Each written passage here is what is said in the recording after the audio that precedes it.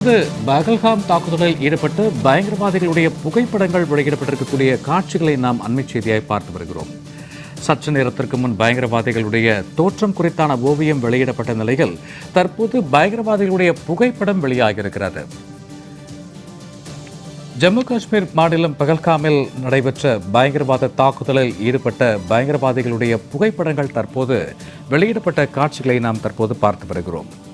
ஜம்மு காஷ்மீர் பகல்காமில் உள்ள பைசரன் பகுதியில் சுற்றுலா பயணிகள் மீது பயங்கரவாதிகள் கண்மூடித்தனமாக நிகழ்த்திய தாக்குதலில் 26 பேர் உயிரிழந்திருக்கக்கூடிய நிகழ்வில் பயங்கரவாத தாக்குதலை மேற்கொண்ட பயங்கரவாதிகளுடைய புகைப்படங்கள் தற்போது வெளியிடப்பட்டிருக்கக்கூடிய காட்சிகளை நாம் அண்மை செய்தியாய் பார்த்து கொண்டிருக்கிறோம். ஜம்மு காஷ்மீரின் பகல்காமில் உள்ள பைசரன் பகுதியில் சுற்றுலா பயணிகள் மீது பயங்கரவாதிகள் நிகழ்த்திய பயங்கர தாக்குதலில் ஈடுபட்ட பயங்கரவாதிகளுடைய புகைப்படங்கள் தற்போது வெளியாகியிருக்கிறது. பகல்காம் தாக்குதலில் ஈடுபட்ட வரைபடங்கள் வெளியான நிலையில் தற்போது புகைப்படங்கள் வெளியிடப்பட்டிருக்கக்கூடிய காட்சிகளை நாம் அண்மை செய்தியாய் பார்த்து கொண்டிருக்கிறோம். இது குறித்த கூடுதல் விவரங்களோடு இணைகிறார் எமது சிறப்பு செய்தியாளர் யோகேஸ்வரன். வணக்கம் யோகேஸ்வரன்.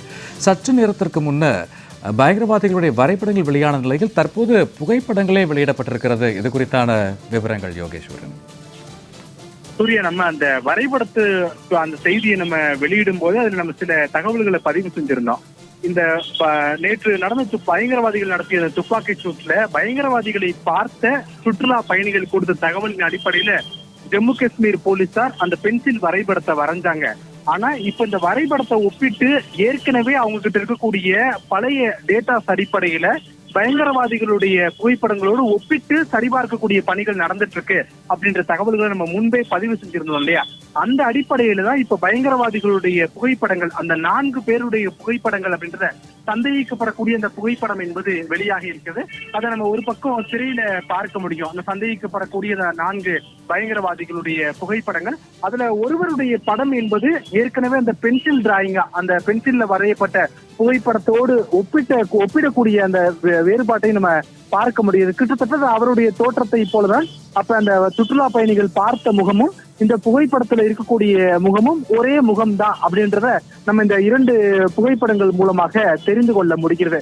இப்ப இந்த தாக்குதல் எப்படி திட்டமிட்டு நடத்தினார்கள், இந்த தாக்குதலுக்கான ஹேண்டிலர் யார்?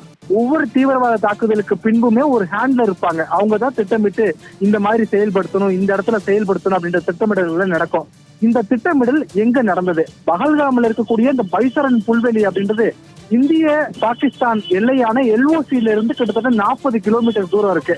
அப்போ எல்லையை கடந்து திடீர்னு தாக்குதல் நடத்தி இருக்க முடியாது. அப்ப ஏற்கனவே ஊடுருவன தீவிரவாதிகள் தான் திட்டமிட்டு தாக்குதலை நடத்தி இருப்பாங்களோ அப்படின்னு சந்தேகிக்கப்படக்கூடிய நிலையில தான் பிஓகே என்று சொல்லப்படக்கூடிய ஜம்மு காஷ்மீர், பாகிஸ்தான் ஆக்குபைடு காஷ்மீர் உள்ளிட்ட பகுதிகளில் தீவிரவாத குழுக்களுடைய நடமாட்டம் அதிகமாக இருக்கிறது அப்படின்ற அடிப்படையில அங்க இருந்துதான் திட்டமிட்டு இந்த தாக்குதலை செயல்படுத்தி இருக்கிறார்களா என்ற கோணத்தில் புலனாய்வு அமைப்புகள், அதே போல இந்திய ராணுவத்தை மற்றும் பாதுகாப்பு படைகள் தீவிரமான ஒரு தேடுதல் வேட்டைகள் எல்லாம் மேற்கொண்டு வராங்க.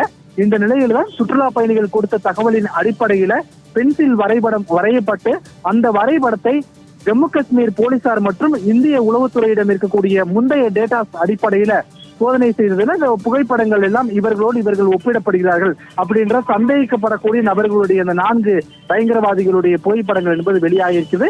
இந்த குறிப்பிட்ட 4 பயங்கரவாதிகள் தான் நேற்று தாக்குதல் நடத்தி இருந்தார்களா அப்படின்ற அடுத்தடுத்த ஒப்பிடக்கூடிய இந்த பணிகள் நடைபெறும். ஏதை இவ்வளவு அழுத்தமா சொல்றோம் அப்படின்னா, இந்த பயங்கரவாதிகள் தாக்குதல் நடத்திய போது பயங்கரவாதிகளை நேரில் பார்த்தவர்கள், சில செல்போன் காட்சிகள் எல்லாம் வெளியாகி இருக்கு. எனவே அவர்களிடம் இந்த புகைப்படத்தை காட்டி சரிபார்ப்பு பணிகள் எல்லாம் நடைபெறும். அதற்கு பிறகு இவர்கள் தான் என்பது உறுதிப்படுத்தப்படும். இப்போது வரைக்கும் இந்த புகைப்படம் சந்தேகிக்கப்படக்கூடிய பயங்கரவாதிகள் நேற்று இந்த 4 பேரும் தான் பகல்காம்ல சுற்றுலா பயணிகள் மீது கடுமையான துப்பாக்கிச்சூடு நடத்தி 26 பேரை கொலை செய்திருக்கார்கள் அப்படின்றத புரிந்து கொள்ள முடியுது. ஜம்மு காஷ்மீர் போலீசார் ஒரு பக்கம் இந்த தீவிர பயங்கரவாதிகளுடைய புகைப்படத்தை ஒப்பீடு செய்து அவர்களை தேடக்கூடிய பணிகள், அவர்களிடம் இருக்கக்கூடிய பழைய ஆதாரங்களின் அடிப்படையில் இவர்கள் இதற்கு முன்பு எங்கு தங்கியிருந்தார்கள், ஜம்மு காஷ்மீர்ல ஏதேனும் அவர்கள் மீது வழக்கு பதிவு செய்யப்பட்டிருக்கிறதா, இப்படியான கோணத்துல விசாரணை நடத்தி வருகிறார்கள். மற்றொரு பகுதிகளில் ராணுவத்தினர் ஜம்மு காஷ்மீர், குறிப்பா அந்த பகல்காமை சுற்றி இருக்கக்கூடிய பகுதிகளில் தீவிரமான தேடுதல் வேட்டையின் போது தொடர்ந்து வருவதாக தான் பாதுகாப்புத்துறை வட்டாரங்கள் ஸ்ரீநகர்ல இருந்து தெரிவிக்கக்கூடிய தகவலின் அடிப்படையில நம்மால் தெரிந்து கொள்ள முடிகிறது. சூர்யா, 26 அப்பாவி மக்களை கொன்ற பயங்கரவாதிகளுடைய புகைப்படங்கள் வெளியீடு மற்றும் தேடுதல் வேட்டை குறித்தான கூடுதல் விவரங்களுக்கு நன்றி யோகேஸ்வரன்.